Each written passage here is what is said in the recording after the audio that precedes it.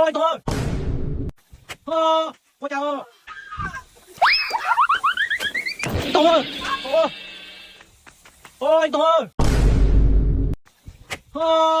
Ôi chào ơi. Ôi tại một cái thua rồi, cái thua dùng tự tạo. Tùng ơi, Tùng ơi. Cho nên tôi cho lúc chụp chụp lớn luôn nữa. Ôi chào. Để có tòng có chỉ tòng. Ủa sao đây có đây chua này cũng muốn để nó là. Ôi chỉ có cái chua dùng cái chua dùng tự tạo. Ôi tại chỉ có cái của tôi chua thọc lâu nó kia. Nó sao kia nó chơi của. Này cả lâu chỉ đồng ta to ta đây. Nó chỉ tháng chứ nè. Lo mày nó.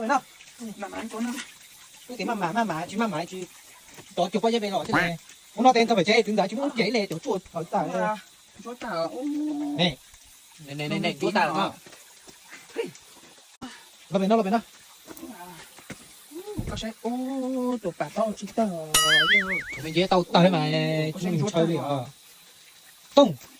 Chủ ông mò có là của hai con nó ta đấy ở trên nó mò. Có tụi khoai tiền, chả có đào nữa nè. Đào chứ nè.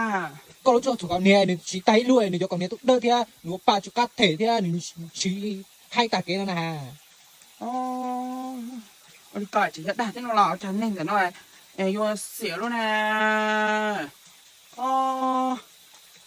Mà cũng đôi tay đó của mà trẻ nó sao? Vì cho trẻ trong cũng mình chỉ mong nhá. Dù lúc bà có mà, bà có. Chết mà chó tỏ, ta có đào luôn nè. Ê có đứa trẻ chỉ rung rồi. Đào luôn rồi. Tôi ba có còn hết đó này, tôi cũng mà tôi có quyền có thể nó tận giờ lúc chả cuốn chưa các con trẻ theo. Quay cho cái tiền, lúc tận giờ lúc chua ba con rủ còn hết đó, ba cho còn nhẹ cả sáu đầu cá sang chai, ba cho cả con lúc cho ba cả chú cá chỉ sáu chú phèn nữa nè. Của này tôi hay cả tiền, lúc cho nó chua ta có còn hết đồ cá vô lư vô câu là chả nó được.